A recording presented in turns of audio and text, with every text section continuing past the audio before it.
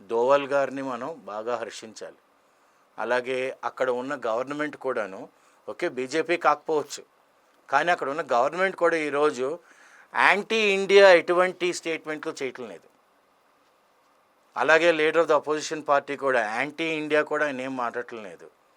మన హైదరాబాద్లో ఉన్న బడా నాయకులు కూడాను ఎవరికైతే మోడీ నచ్చరో వాళ్ళు కూడా యాంటీ ఇండియా యాంటీ మోడీ ఏం లేదు. అందరికీ ఇప్పుడు అంటే మత్తు వదలరా అన్నట్టుగా మత్తు వదిలి అమ్మో మన భారతదేశమే చాలా పెద్ద నష్టం, అంటే ఇంత పెద్ద నష్టం జరగాలి, ఎంతమంది అమాయకులు చచ్చిపోతేనే వీళ్ళకి మనం భారతీయులు అని తెలుస్తుంది అన్నమాట. అండ్ మిగతా దేశాలు 193 దేశాలు ఉన్నాయి యుఎన్ఓలో, అన్ని దేశాలు కూడాను మన మీద ఆధారపడి ఉన్నారు. మనం అంటే చాలా ఇష్టం. మనల్ని ఈరోజు వాళ్ళు ఎస్ మీరు చేస్తుంది రైట్. ఏ ఒక్క మీడియాలోనే చూడండి, the attack by India on Pakistan is bad, it is not to be done అని ఎవరు అంటలేదు. అందరూ ఏమంటున్నారు, yes India is retaliating in the right form. సివిలియన్స్కి ఏ హాని జరగటం లేదు. టెర్రరిస్టులు ఇక్కడ ఉన్నారు అంటే మాత్రం డిస్కౌంట్ ఇవ్వకుండా బాంబులు వేసి కొట్టేస్తున్నారు అక్కడ. ఎందుకు? మన దగ్గర అటువంటి అడ్వాన్స్డ్ టెక్నాలజీ ఉంది, అటువంటి మిలిటరీ ఉంది, అటువంటి ఎయిర్ ఫోర్స్ ఉంది, అటువంటి నేవీ ఉంది. ఇంత ఉంటుండగా మన వాళ్ళు ఇంకా చాలు అని అనుకుని ఒక్కసారి వాళ్ళ మీద అటాక్ చేసేసరికి ఇరాన్ ఖాళీగా నోరు మూసుకుని ఉంది. అటువైపు ఆఫ్ఘనిస్తాన్ కూడా వాళ్ళకి మనకి సత్సంబంధాలు ఉన్నాయి కాబట్టి, బలోచిస్తాన్లోనైతే వాళ్ళు ఇంకా సంతోషంగా గెంతేస్తుంటారు. ఎందుకంటే బలూచిస్తాన్ ఎప్పటి నుంచో అనుకుంటుంది పాకిస్తాన్ వదిలి వెళ్ళిపోదామని. ల్యాండ్ చాలా పెద్దది, కానీ అక్కడ బలూచిస్తాన్లో పీపుల్ తక్కువ ఉంటారు, అందుకని వాళ్ళు బలవంతంగా పాకిస్తాన్తో ఉన్నారు. ఇంకా చైనా అంటారా, చైనాని ఎప్పుడో అగ్రదేశాలు చాలా మట్టుకు వాళ్ళని వెలవేసేస్తున్నారు. ఎందుకంటే వాళ్ళు సింగిల్ కంట్రీ డామినెన్స్లోకి వచ్చేద్దాం అనుకుంటున్నారు. ఇలాంటప్పుడు ట్రంప్ కూడా ఓపెన్గా అన్నారు, మీరు భారతదేశం కానీ ఏమైనా చేస్తే నేను వాళ్ళ వెనక నిలబడున్నాను మర్చిపోకండి అని.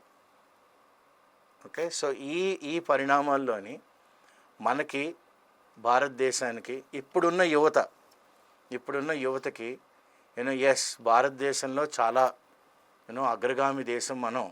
ఎందుకంటే మనకి వెస్ట్రన్ ఇన్ఫ్లుయెన్స్లు ఎక్కువైపోయి అసలు మనకి భారతీయత అన్నదే మర్చిపోయాం మనం. ఇలాంటి టైంలోని ఇలాంటి నేపథ్యంలోని మనకి మోడీ గారు నేను మీకోసం ఇది చేస్తున్నాను, నేను నమ్మిన సిద్ధాంతం ప్రకారం అని ఓపెన్గా చెప్తున్నారు. ఇంకోటి ఏంటంటే ముస్లింలుగా ఉండొచ్చు, క్రిస్టియన్స్గా ఉండొచ్చు, కానీ భారతదేశంలో హిందువులు మాత్రం సెక్యులర్గా ఉండాలి. ఇదేంటండి, హిందువులుగా ఉండకూడదా? ఉండాలి, హిందువులుగా ఉండాలి. ఇది హిందుస్థాన్, ఇది మన దేశం, ఇది మన మీద అటాక్ జరిగింది. ఎందుకంటే వాళ్ళు అడిగారు, మీకు ఫలానా కలాం చదవడం వచ్చా, లేకపోతే ఇది వచ్చా అది వచ్చా. ఫస్ట్ టైం ఇది ఉగ్రవాదులు అటాక్ చేయడం కాదు, ఇది ఒక మతం మీద ఒక మతం వాళ్ళు అటాక్ చేశారనమాట. అందుకని మనం చాలా బలిష్టంగా దీనికి మనం జవాబు చెప్తున్నాము, చెప్పబోతున్నాము. ఇది ఎన్ని రోజులు అవుతుంది అన్నది మోడీ గారు డిసైడ్ చేయాలి, రాజ్నాథ్ సింగ్ గారు డిసైడ్ చేయాలి, అమిత్ షా గారు డిసైడ్ చేయాలి. కానీ బెంజమిన్ నెతన్యాహు గారు అగ్రదేశాల్లో ఉన్న నాయకులు అందరూ భారతదేశానికి తుడిచిపెట్టేస్తారా పాకిస్తాన్ని, పెట్టేయండి పర్వాలేదు అన్నంతగా సపోర్ట్ అయితే వాళ్ళు ఇస్తున్నారు. సో ఇప్పటికైనా మన భారతదేశం ఇది ఒక హిందుస్థాన్, ఇది ఇక్కడ అందరూ కలిసి కట్టుగా సెక్యులర్గా మత సామరస్యంతో మన భారత రాజ్యాంగం చెప్పినట్టు irrespective of caste, creed, colour, gender, sex, belief, right to practice any religion and any profession as long as it is not harming the nation అన్నట్టుగా రైట్ టు ఫ్రీడమ్ ఉన్నది, ఫండమెంటల్ రైట్స్లో ఉన్నాయి మనకి. ఇవన్నీ సరిగ్గా ఫాలో అయ్యి మనం కానీ మన గవర్నమెంట్, మనం ఎన్నుకున్న గవర్నమెంట్ ఎన్డీఏ 3.0 వెనకను కానీ మనం నిలబడి మేము ఉన్నాము, మీరు చేస్తుంది మంచిదే మనం వాళ్ళకి ఎలా చెప్పగలం?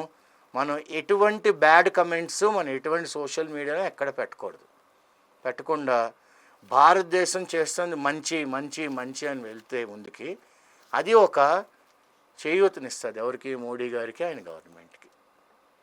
సో మన బీబీసీ టీవీ ద్వారా మేమందరం ఏం కోరుకుంటున్నామంటే మనలోని ఇండియన్ అన్న ఫీలింగ్ ఎదగాలి, నేషనలిజం రావాలి. అట్ ద సేమ్ టైం మన నేషనల్ యాంథమ్ అనేది చాలా పవర్ఫుల్. మన నాయకులు చాలా చాలా ఉద్దండులు. వాళ్ళకి కూలంకష ప్రజ్ఞ చాలా ఉంది, విజ్ఞత ఉంది, జ్ఞానం ఉంది. ఎలా ముందుకు తీసుకెళ్ళాలి దేశం అనేది వాళ్ళకి తెలుసు.